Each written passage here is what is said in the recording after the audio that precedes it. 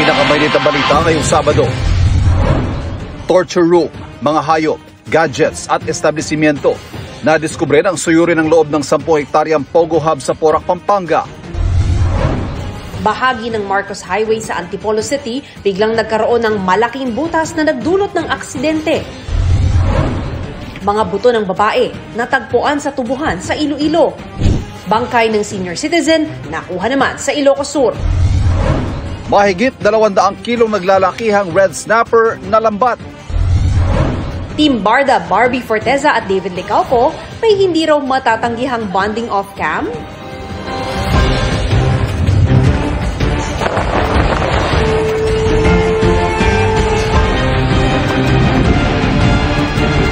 Nakatuto kami.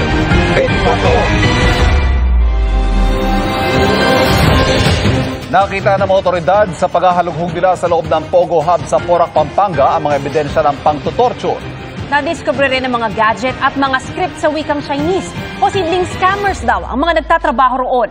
May tila grocery store din sa loob ng compound. Maraming sasakyan ang abandonado. May nakita ring mga hayop sa compound. Ang kabuuang detalye sa balitang yan, abangan maya-maya.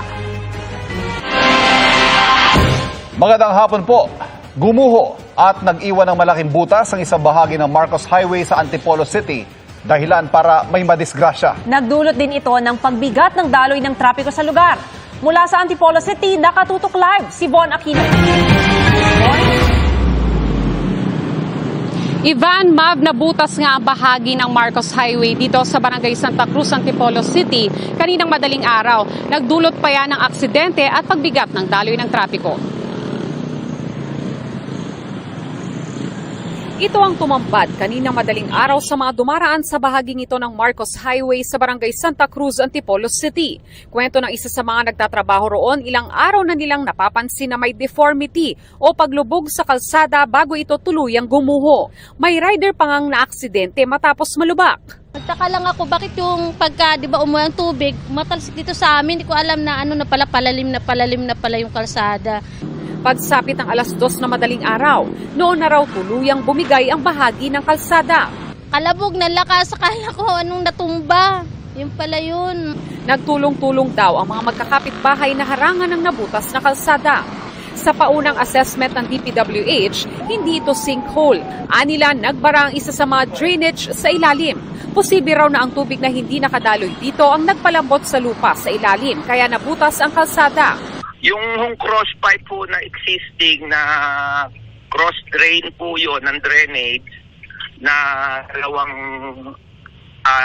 tubo po yun na magkadikit, yung isa ho nagbara kasi marami na ho siyang silt at saka mga lupa na mga bato. Nililinis na siyang paunti-unti ngayon. Pagtitiyak ng Manila Water, hindi nito maaapektuhan ang supply ng tubig sa lugar. Wala naman kaming activities na ginagawa dyan lately. Wala ding na-observe na leak. May iwasan po nila yung area. Meron po tayong mga alternate routes. Tulad po nung sa may area po ng Blue Mountain. Pwede na po silang, pwede po nilang gamitin po yun. Via, Sumulong Highway na po ilabas po nila.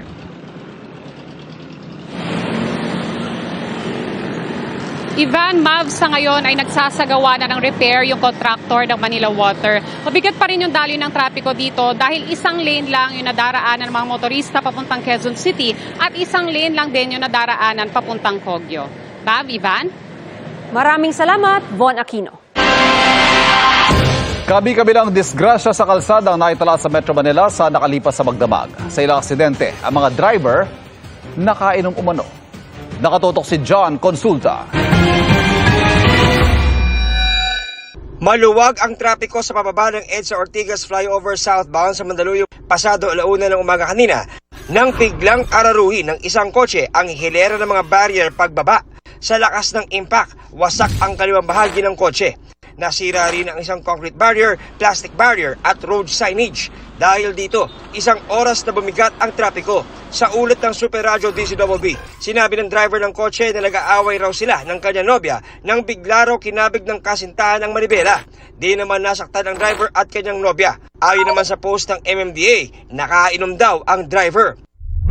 2:00 naman ng umaga, Isang sasakyan ang nang-araro rin ng 4 na concrete barrier sa EDSA Corinthian northbound sa Quezon City.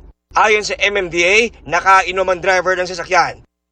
Kaninang pasado alas 3 ng madaling araw, sa isang bahagi naman ng Marcos Highway sa Pasig, sumalpok sa mga concrete barrier ang isang sasakyan.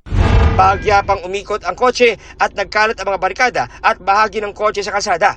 Sabi ng MMDA, nakainom din daw ang driver nito. Kaya't nagpapaalala sila na iwasang magmaneho pag nakainom ng alak. Sa bahagi naman ng EDSA Denver Street sa Quezon City, doble disgrasya ang inabot ng isang kotse mag-aalas 5 ng umaga. Una itong nasalpok ng papasaherong bus na nasira ang unahang bahagi. Kwento ng isang pasahero ng bus, habang nakahinto sa gitna ng daan ang bus at kotse, isang bus pa ang dumaan at nasagi ang kaliwa ng kotse. Walang nasaktan sa insidente. Para sa GMA Integrated News, John Consulta, nakatutok 24 oras. May kaso na ng pagkakahawa sa tao ng virus na nagdudulot ng avian influenza o bird flu. Taga-Mexico ang 59 years old na pasyenteng dinapuan ng AH5N2. Pumanaw na siya. Pero ayon sa World Health Organization, hindi virus ang cause of death, kundi sa mga karamdaman niyang nauwi sa septic shock. Dagdag ng Health Ministry ng Mexico, wala pang ebidensya ng hawaan ng naturang virus sa mga tao, bagamat patuloy silang nagmomonitor. Samantala, ipinagbawal na ng Department of Agriculture ang pag-angkat ng poultry products mula Australia dahil sa outbreak doon ng bird flu. Pero ayon kay DA Secretary Piu Laurel, tatanggapin pa rin sa mga pantalan ang mga shipment ng poultry products na kinatay o na-produce bago ang May 9, 2024. Sa pag-iimpok, mas ligtas raw kung magde-deposit ayon sa Philippine Deposit Insurance Corporation. Pero ang problema ng ilang Pinoy, paano mag-iipon kung kulang pa nga ang kita kumpara sa gastos? Nakatutok si Maki Pulido. Ilang beses na bang may nasayang na tabing pera? Kundi nasunog, ay inanay. Literal na tagong pera ang nakasanayan ng maraming Pinoy o ipon sa alkansya imbes na sa bangko. Pero karamihan, ni walang ganyang ipon. Katunayan, kumpara sa mga kapitbansa natin sa Southeast Asia, mga Pilipino ang may pinakakaunting impok.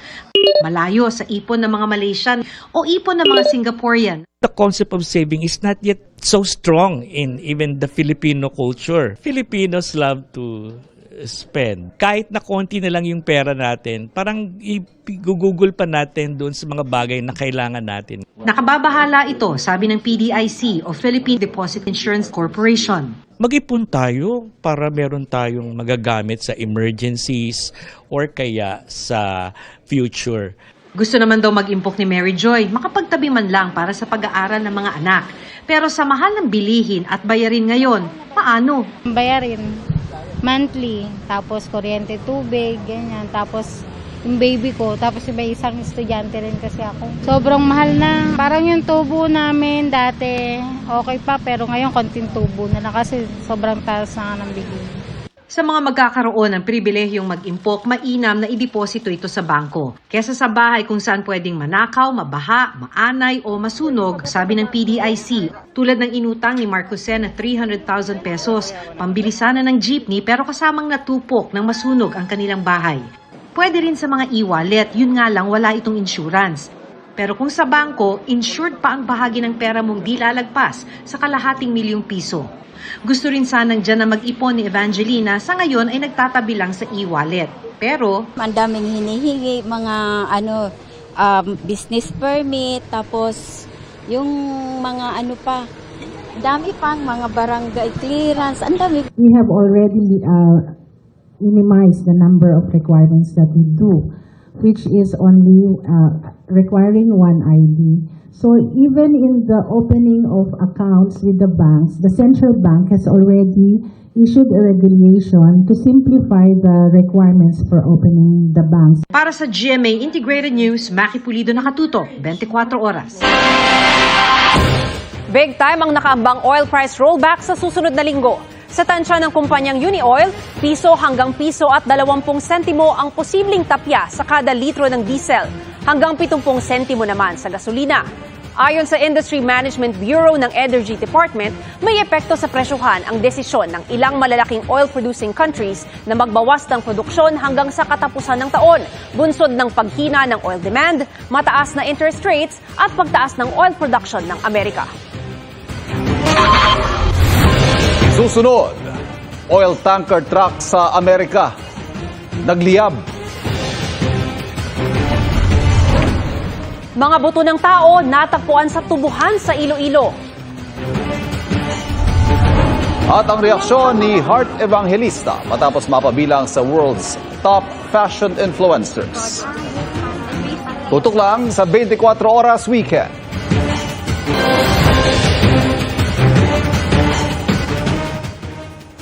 Hindi madaanan ng mga motorista ang bahagi ng kalsadang yan sa Texas sa Amerika dahil sa naglalagablab na tanker.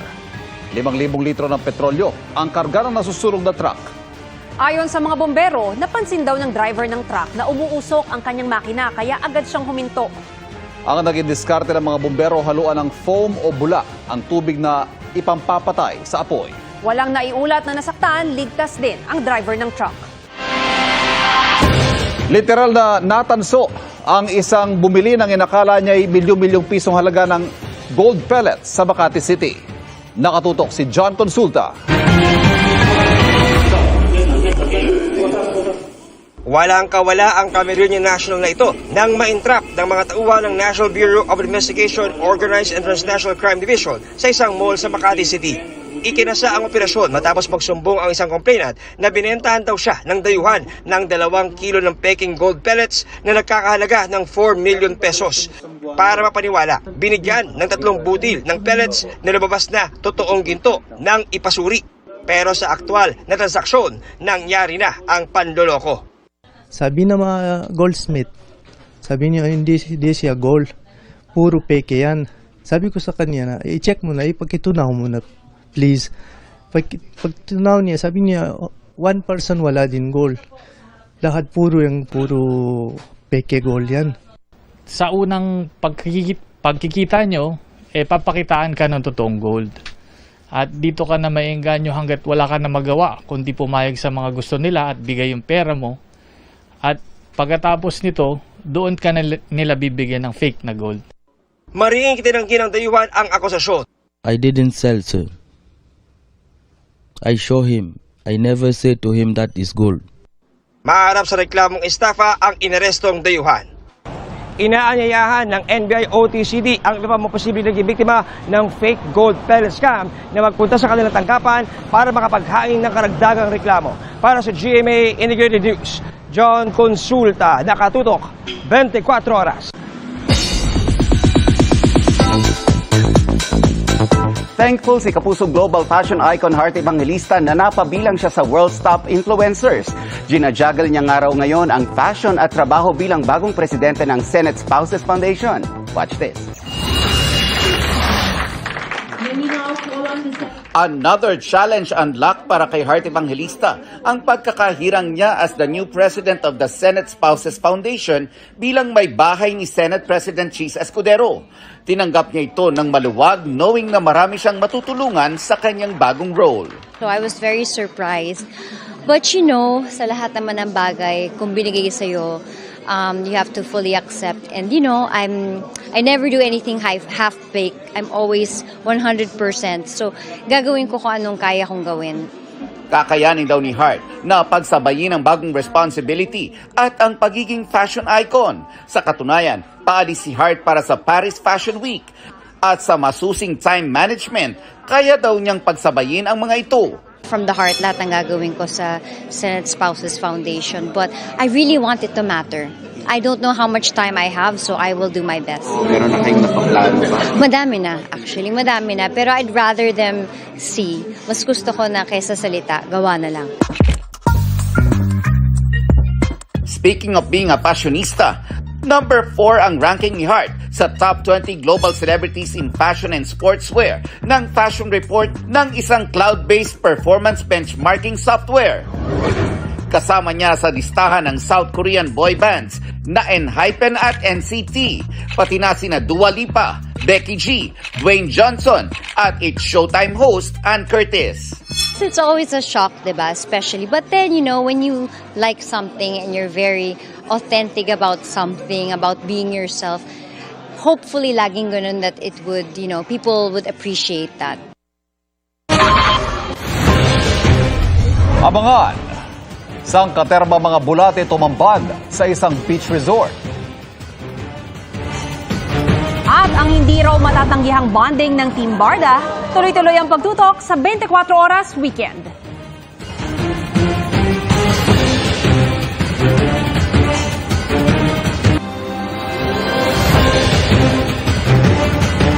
Torture room, mga hayop, gadgets at establishmento. Nadiskubre ang mga yan ng mga otoridad sa Pogo Hub sa Porac, Pampanga ngayong araw. Iimbestigahan naman ng Korte Suprema ang alegasyon ng isang senador na posibleng naimpluwensyahan na rin ng Pogo operators ang Judicatoria. Mula sa Pampanga, nakatutok live si Jonathan Andal. Jonathan! Mav, walang natagpo ang tao dito sa loob ng Pogo Hub na ito nang halugugin ulit ng mga otoridad ngayong araw. Ang nakita lang nila ngayon ay mga ebidensya ng torture at hinihinalang opisina ng mga scammer. Dose-dose ng computer, cellphone, blank SIM cards at mga script na nakasulat sa Chinese ang nadiskubre sa isang gusali sa loob ng 10 ektaryang Pogo Hub sa Porac, Pampanga. Mga indikasyon umanong posibleng scammers ang mga nagtatrabaho rito. Ang nakikita namin doon is more on lab scam. Nakikipag-contact ito doon sa mga hindi taga rito. Yun ang binibiktima nila, maybe from China, from Hong Kong, from Taiwan. Nadiskubre rin ng mga pulis ang di umano'y torture room at mga pan-torture gaya ng mga bakal na baton at baseball bat. Nauna na nakakuha ang mga pulis ng video ng pagtutorture sa mga empleyado ng Pogo sa Porac. Kailangan kasi ma-reach nila yung quota eh. So pag hindi nila na-reach yung quota for a week, then they will be receiving yung mga beatings na yan. Isa sa mga pakay ngayong araw ay suyurin kung may kidnap victim pang pwedeng ma-rescue sa loob. Pero wala silang nakitang tao. We cannot yet say kung mayroong pang mga tao sa loob. Kasi sa tagal na rin ng from the time of first attempt natin, baka wala na ring tao sa loob. Sa labas ng isang dormitoryo rito, may mga nakita kaming cellphone na tila iniwan lang sa damuhan. Iimbestigahan pa raw ito. Nakita rin ang isang pasilidad para sa power supply sa lugar. Ang Pogo Hub na ito hindi lang pang trabaho at tirahan. May mga establishmento rin kasi sa loob ng compound kaya hindi na raw kailangan lumabas. Kumbaga para tong mini Chinatown kasi halos lahat ng kailangan nila nandito na sa loob ng Pogo compound. Meron sila rito mga Chinese restaurant, meron silang grocery store na may mga Chinese products, meron din silang salon, meron pa silang clinic tsaka butika na may mga Chinese labeled medicine. Maraming sasakyang inabando na rito, kabilang ang sports car na ito. May nakita ring mga hayop, unggoy, kuneho at mga aso na namamayat na at meron pang patay na. Magpapatulong daw dito sa POS o Philippine Animal Welfare Society ang PAOK o Presidential Anti-Organized Crime Commission. Samantala, iimbestigahan ng Korte Suprema ang aligasyon ni Senator Sherwin Gatchalian na posibleng naimpluwensyahan na rin ng Pogo operators ang Judicatoria. Kasunod ito ng pagbawi ng Korte sa Malolos, Bulacan sa inilabas nitong search warrant laban sa Pogo sa Porac. Kaya sandaling nahinto ang raid noong Martes. Ilang beses sinubukan ng GMA Integrated News na makuha ang reaksyon ng naturang Korte sa Malolos pero tumanggi silang magbigay ng pahayag. Mav, ang nahalughog pala ngayon ay 5 doon sa 46 na buildings sa loob ng 10 ektaryang Pogo Hub na ito. Bukas may ibang buildings ulit na halugugin at sabi ng pulisya ay wala naman silang timeline para sa search operation dahil hindi naman daw nila ito mamadaliin. Balik sa iyo, Mav. Maraming salamat, Jonathan Andal. Nangangarap daw ngayon ng mga ebidensya ng mga otoridad para sa hinalang kagagawan ng mga aktibidad ng China ang malawakang pagkasira ng coral reef sa West Philippine Sea. Gaya sa Escoda Shoal kung saan patay na ang halos lahat ng corals. Nakatutok si Darlene Kai. Halos 100% ng mga coral ang patay na at ang ibang tumpok ng corals may mga hukay pa. tumambad ang mga yan sa marine scientific research ng mga eksperto sa University of the Philippines sa Escoda Shoal o Sabina Shoal na naisagawa noong Martes kahit nanggigipit ang China Coast Guard. Makita nyo, pag hinukay nila yung ilalim, ang lalabas ay mga puti na basag na corals. Malalim daw ang pagkahukay kaya hindi ito dulot ng natural na proseso. Posible raw may mga kinuha sila mula roon para suriin. Hindi naman yung gawa ng mga PCG. Wala man silang gagawin na ganun. So, and alam din natin na just recently, nag-dive ang mga Chinese all around Skoda. So, we can sort of infer na gawa nila yon. Kailangan daw kumalap ng karagdagang ebidensya para masabing mga barko nga ng China ang naghukay at lalong sumisira sa marine life sa Escoda Shoal at iba pang parte ng West Philippine Sea. Ayon kina Dr. Jonathan Anticamara ng UP, global warming at climate change man ang dahilan ng malawakang pagkamatay ng corals, may papel pa rin ang mga aktibidad ng China. If China continues to block all our activities, research, conservation, management, then tuluyang mamatay itong mga ecosystems na to.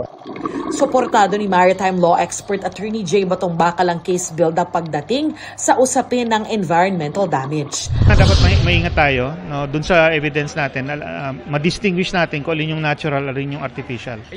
At anya, dapat nang iakyat ang isyong ito sa United Nations General Assembly at United Nations Security Council. Of course, alam natin na since ang China may veto power sa UN Security Council, hindi siguro mag-move forward yon, pero the mere fact na dadalin mo yung issue sa international community para malaman nila kung ano nangyari at anong katotohanan, that's already an important step para sa akin.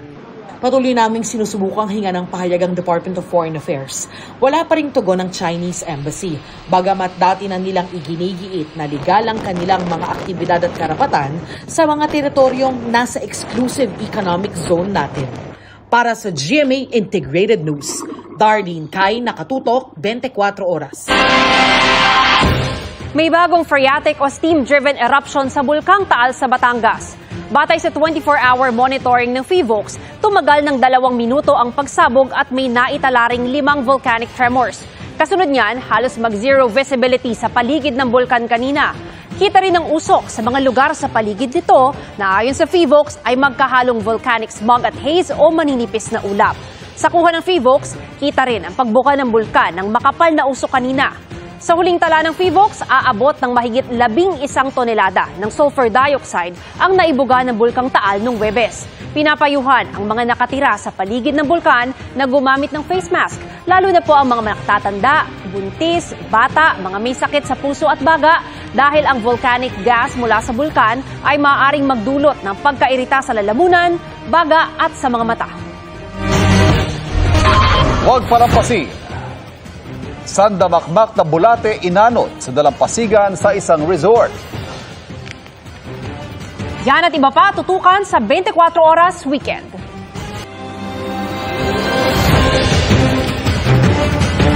Pasintabi po sa mga naghahaponan, sandamakmak na mga bulate na mataan sa dalampasigan ng Languyod Beach sa Davao Oriental. Ano mo yung mga inanod na seaweed na mga ito kung titingnan sa malayo? Ayon sa uploader na si Jem Camino, maghuhugas lang siya ng paa sa dagat nang mapansin niyang may mga gumagalaw sa buhangin. At laking gulat niya na mga bulate ang mga ito. Sabi ng namamahala sa resort, bihira itong mangyari sa kanilang lugar. Nawala naman daw mga bulate makalipas ang 2 oras pero bumaho ang paligid dahil sa mga namatay na bulate. Ayon sa ilang eksperto, posibleng palolo worms na isang uri ng sea worm ang mga namataang bulate. Normal daw itong inaanod sa baybayin tuwing breeding season. Ginagawa rin itong delicacy o pagkain sa ibang lugar at mahal itong ibinibenta dahil pambihira lang makita ang mga palolo worms sa dagat. Backhoe operator sa Bukidnon itinumba. Sa Iloilo at Ilocos Sur naman may mga nakitang patay at mga buto ng mga tao. Paspasan natin ang ilang krimen sa probinsya sa pagtutok ni Bernadette Reyes. Mga buto ng tao pati mga damit pambabae natagpuan ng isang magsasaka sa isang tubuhan sa San Enrique, Iloilo. Ayon sa pulisya, mga buto ng babaeng PWD ang natagpuan matapos kilalanin ng kanyang pamilya. May bitbit daw siyang bag nang umalis at noong Abril pa nawawala. Iniimbestigahan na kung pinatay siya at kung may panggagahasa batay sa resulta ng forensic examination. Sa Magsingal, Ilocos Sur, may natagpo ang patay na lalaking 76 anyos sa tabi ng mga inaning mais. Magdamag daw na hindi umuwi ang biktima. Ayon sa pulisya, walang nakitang sugat o foul play sa katawan ng biktima base sa sumuring doktor. Ayon sa pamilya, pinag-aaralan nila kung ipapa-autopsy pa ang labi ng ama. Backhoe operator dead on the spot sa pamamaril sa Quezon, Bukidnon. Ayon sa pulisya, tinamaan sa kamay at ulo ang biktima. Nakita ng mga saksi na namaril ang isang lalaki sa kaagad tumakas sakay ng motorsiklo. May 2 persons of interest na ang pulisya. Truck driver ginagamot sa ospital matapos barilin ng kapwa driver sa kanilang garahe sa Pavia, Iloilo. Ayon sa pulisya, parehong nakainom ang dalawa pero galing sa magkahiwalay na inuman. At nang magtagpo sila sa garahe, nagkaaway sila hanggang nauwi sa pamamaril. Tinangkang agawin ng pamangkin ng biktima ang baril pero ang sospek 3 beses pang nagpaputok bagamat wala ng tinamaan.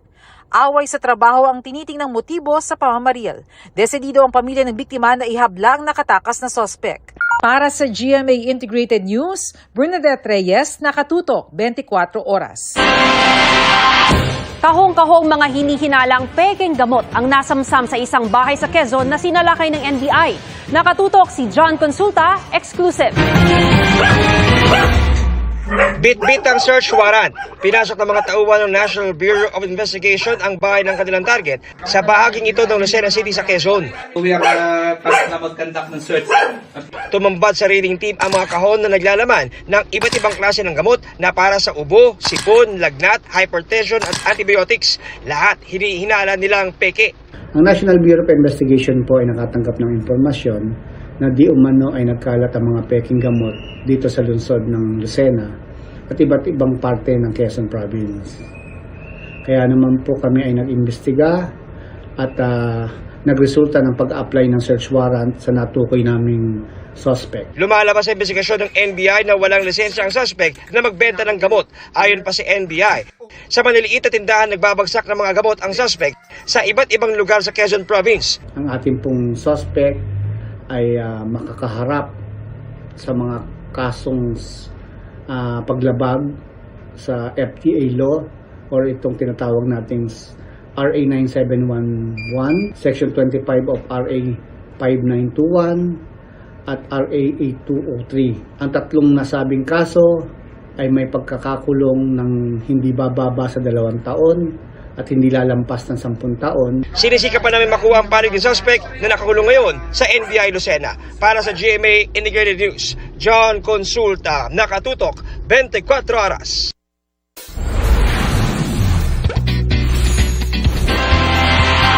Sakaling mapasyal kayo sa Tagbilaran, Bohol, meron doong hotel kung saan ang serbisyo ng mga nagtatrabaho ay tahimik pero di kalidad. Kung bakit alamin sa pagtutok ni Nico Sereno, ang GMA Regional TV, Balitang Bisdak. Sa hotel at restaurant na ito sa Tagbilaran, Bohol, tahimik pero top-notch ang serbisyo ng mga empleyado. Sa housekeeping man, maintenance o sa kusina. Welcoming sa mga guest at inclusive sa mga trabahador, lalo't may hearing impairment ang 70% ng kanilang empleyado. Tulad ni Joel na 14 years na sa housekeeping. Malaki raw ang naitulong ng trabaho sa hotel para malagpasan ang hamon ng kapansanan at umunlad ang kaniyang buhay. Salary karon, bay naka-own yung mga motor, right? Yes, have own motor. Feel good about his job, so mo-continue siya sa iyang trabaho. 2002 binuksan ng hotel, katuwang ang isang NGO na ideya raw na suportahan ang pag-aaral ng mga kabataang may kapansanan. Aside from being an employment project, kita nato diri sa Dow Diamond are donated to the organization back to IDEA to support the educational program. Katunayan, may mga nag-OJT sa hotel na estudyante ng isang school for the deaf sa Bohol. Sign language man ang paraan ng pag-uusap ng mga empleyado, pagdating sa mga guest, magiliw sila at nalalapitan. Pwedeng isulat sa papel ng mga guest ang gustong sabihin sa kanila. Nakaalalay rin naman ang kanilang supervisor at front desk staff na hearing able o nakaririnig. Para sa GMA Integrated News, Nico Sereno ng GMA Regional TV Balitang Bisdak, Nakatutok 24 oras. Inirereklamo ang isang jeepney driver matapos umanong pababain ang isang pasahero dahil sa kanyang pangangatawan. Nakatutok si Nico Wahe. Sige po! Baba ko kayo. Sige! Baba! Kinunan kagabi ng pasaherong si Joy Gutierrez ang tagpong ito ng sagutan nila ng tsuper ng sinakyang na jeep na biyaheng Baclaran Sukat sa Parañaque. Kwento niya, pinapababa umano siya ng tsuper. Ang dahilan, mataba raw kasi siya. Maya-maya po, yung asawa po ng driver, bigla po nagsabi doon sa asawa niya, ayaw niya ng matabang pasahero, bawal sa jeep nila, pababain daw po ako. So, sumigaw po yung driver na bumaba daw ako. Bumaba daw po ako, mafa-flat daw po yung gulong nila, bago lang daw po yung jeep nila, 2 weeks lang daw po sa kanila. Noong unay, hindi raw ito pinansin ni Joy. Pinagtanggol pa nga raw siya ng ibang pasahero. Di po ako bumaba kasi pinagtatanggol na din po ako ng mga pasahero po nakasama ko po eh. Pero hindi raw tumigil sa pagbibitiw ng masasakit na salita ang tsuper at asawa nito. Normal po sa akin na nabubuli, sanay na rin po ako. Pero kakaiba po kasi hindi nanas ko po kagabi. Kaya sobrang yang-hiya po ako sa ginawa po ng driver. Napahiya po talaga ako sobra. Inireport ni Joy ang insidente sa Parañaque Police. Sa kasagsagan naman ng panayam kay Joy, biglang dumaan ang inirereklamong jeep. Sinusubukan pa naming makuha ang panig ng driver. Ayon sa LTFRB, bawal mamili ng pasahero ang mga tsuper ng mga pampublikong transportasyon. Alam ng mga drivers at ng mga operators na isa sa mga polisiya para ho magkaroon ka ng prangkisa, ng CPC. Sir, bawal po mamili ng pasahero. Much worse po yung nakasakay na yung pasahero natin at pabababain natin dahil lang sa kanyang timbang. Bawal din daw singilin ng doble ang isang pasahero ng dahil lang sa laki o timbang nito.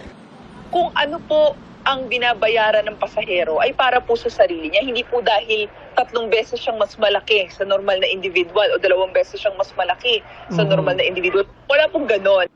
Bukas daw ang LTFRB sa mga ganitong reklamo. Para sa GMA Integrated News, Nico Wahe, nakatutok 24 oras. Up next, ang bonding ng Team Barda na hindi raw nila mahihindian. At ang naglalakihan at nagbibigatang isdang maya-maya, saan kaya nalambat? Non-stop ang pagtutok dito sa 24 Oras Weekend. Naglalaki ang mga red snapper o maya-mayang nalambat ng mga mangingisda sa dagat ng Santa Maria, Ilocos Sur. Nila abot sa mahigit 200 kilo ang kanilang mga nakuli.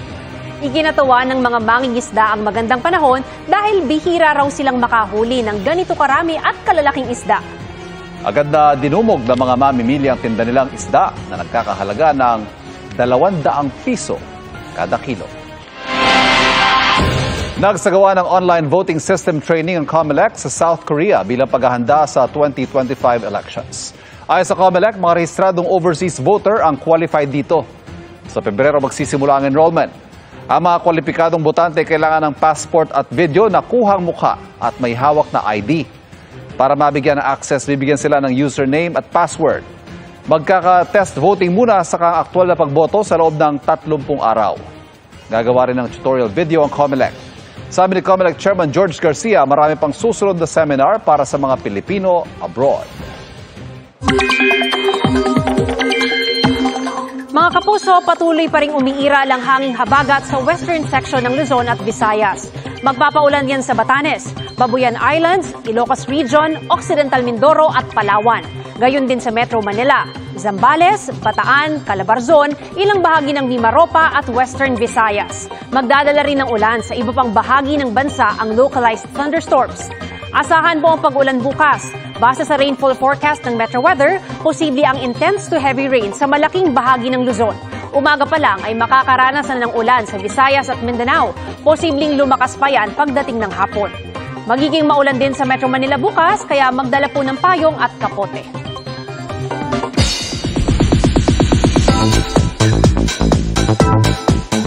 Ni-reveal ni na Barbie Fortesa at David Licauco na naging biggest challenge nila sa kanilang character sa Pulang Araw, pati ang kanilang bonding moments off-cam. May chika si Lars Santiago.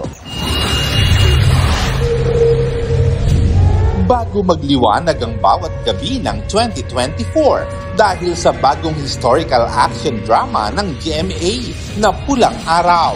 Aminadong nahaharap daw sa mga challenge sa kanya-kanyang karakter ang Team Barda na sina Barbie Forteza at David Licauco. Biggest challenge ko dito sa show na to, yung nagpo-perform ako ng vaudeville, so full tap dance routine habang kumakanta at uma-acting. Na-challenge ako sa mga eksena namin ni Alden. Dahil magkaibigan kami dito, for me yung conflict ko is like, do I choose my country or do I choose my friends? Pero challenge accepted naman daw ang dalawa, lalo na sa isang bagay na pinagkakasunduan nila, ang mag-food trip off-cam. Pihikan ako pagdating sa pagkain. Nung nagsamgyupsal ako, sabi niya, parang masyado kang aggressive, no? Pagka nagsasamgyupsal, no? Ano siya, Tita Lar, talagang kapag focus siya, sabi ko, okay lang ba siya? Pag gusto ko talaga yung kinakain ko, talagang I'm very passionate about it. Kung magluluto nga raw sina Barbie at David para sa isa't isa, ang ihahain nila Yung Korean egg drop. Sangyup. Sa kanilang fans naman, malapit na raw nilang ihain dito sa Pilipinas ang tambalan nila sa big screen na That Kind of Love. Fresh take talaga siya, modern love story. We're bringing back Philippine cinema talaga. Maganda talaga yung product. Ang romantic comedy film ng Team Barda nagpatkim pa nga ng galing ng manalo bilang Best Ensemble Cast and Production Award sa Jinseo Arigato International Film Festival sa Japan. Lars Santiago, updated sa Showbiz Happenings. And that's my chika this Saturday night. Ako po si Nelson Canlas. Ivan, Mav? Thank you, Nelson. At yan po mga balita ngayong Sabado para sa mas malaking misyon at mas malawak na paglilingkod sa bayan. Ako po si Ivan Mayrina. Ako si Mav Gonzalez. Mula sa GMA Integrated News, ang News Authority ng Pilipino. Nakatutok kami 24 oras.